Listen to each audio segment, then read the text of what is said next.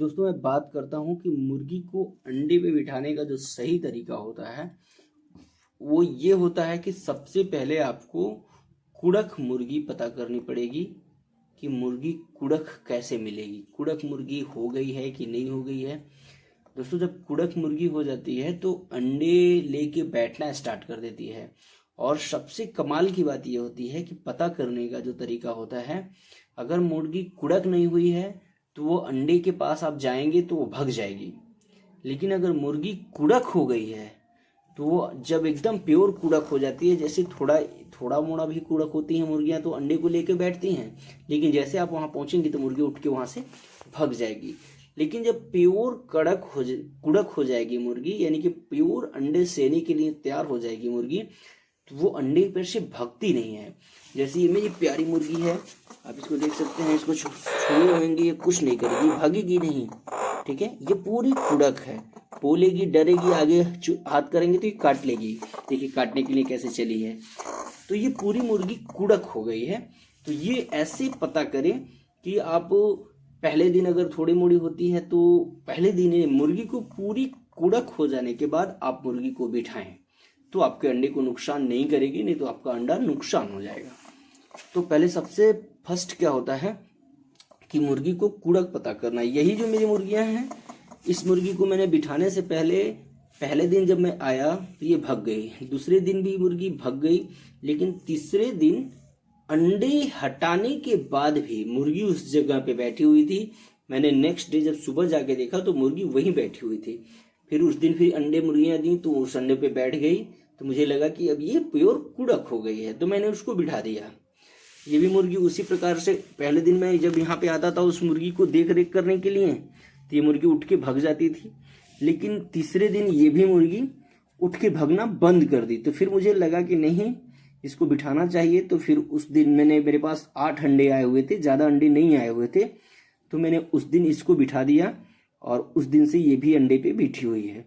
तो सबसे पहले इसको कुड़क मुर्गी पता करना होता है कि किस प्रकार से मुर्गी कुड़क होती है, तो आपका अंडा नुकसान नहीं होगा। दूसरा, इस प्रकार से टोकरी जो है, चाहे इस प्रकार की टोकरी हो, चाहे लकड़ी की जो बांस की बनी होती है उस प्रकार की टोकरी हो, ये लोहे की टोकरी है जिसकी वजह से मैंने इसके अंदर मिट्टी नहीं डाला है। लेकिन अगर आप बांस की टोकरी लेते हैं, पहले नीचे मिट्टी डालना होगा और उसके बाद आप भूसा वूसा चाहे जो कुछ भी रख सकते हैं। मैं भूसा इसलिए रखा हूँ कि ठंडी का टाइम है, गर्मी के टाइम में मैं भूसा नहीं रखते हैं। गर्मी के टाइम में ओनली पेपर बिछा के और थोड़े से नीचे घास भूस डाल के उसके बाद पेपर बिछा के आप काम कर सकते हैं।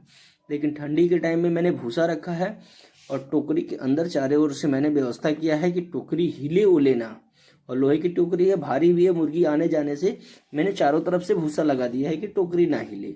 अगर ऐसा व्यवस्था ना हो भूसे का तो आप जमीन में थोड़ा सा गड्ढा बना दें कि जिसकी वजह से टोकरी आराम से बैठ जाए और ना हिले। तो इस प्रकार से टोकरी की व्यवस्था करना होता है।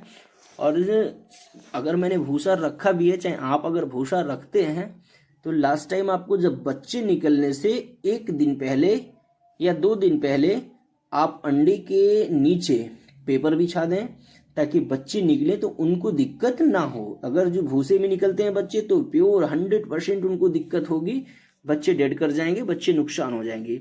तो आपको पेपर बिछा देना होगा, तभी जाके आपके बच्चे सेफ रह पाएंगे। तो मैं इसको पूरा होने से 1-2 दिन पहले मैं पेपर यहाँ पे बिछा दूंगा। तो ये सारी चीज़ें होनी चाहिए। तीसरी बात ये कि जब आप मुर्गी को बिठा रहे हैं उससे में आपको ध्यान देना है कि दिन के अंदर मुर्गियां परेशान करती हैं उस मुर्गी को जिसको आप बिठा रहे हैं, तो उसको ढकने के लिए ये मैंने जाली का व्यवस्था किया है। इसी प्रकार से आप कोई जाली का व्यवस्था कर लें या कोई खांच जो होती है, टोकरी होती है, उससे ढक दें, या कोई टब होता है जिसमें थोड़ा बहुत छिद्र करके उससे ढक दें। बस उसको ढकने से मतलब है हवा पास करने चाहिए दिन के अंदर, उस चीज से ढक दें कि मुर्गी को दिक्कत ना हो, ऑक्सीजन मिलता रहे, उस प्रकार के किसी चीज से ढक दें तो आपकी मुर्गी आराम से बैठ पाएगी और आपकी मुर्गी का रिस्पॉन्स जो है वो बेहतर हो पाएगा। तो फ्रेंड, अगर जो मुर्गी की दिन में मुर्गियां परेशान करती हैं तो उसमें होता क्या है कि मुर्गियां परेशान भी करती हैं और उसको मारती हैं, तो कभी कभी मुर्गी भग भी जाती है तो दूसरी मुर्गियां उसमें बैठ जाती हैं और दूसरी मुर्गियां बैठ जाती हैं तो क्या करती हैं, कभी अंडे दे देती हैं या फोड़ देती हैं या फिर थोड़ी देर बाद फक जाती हैं। तो इस प्रकार से अंडा नुकसान होने लगता है। ठीक है, तो इस प्रकार से आप उसको मेंटेन करें और बेहतर रिस्पांस लें।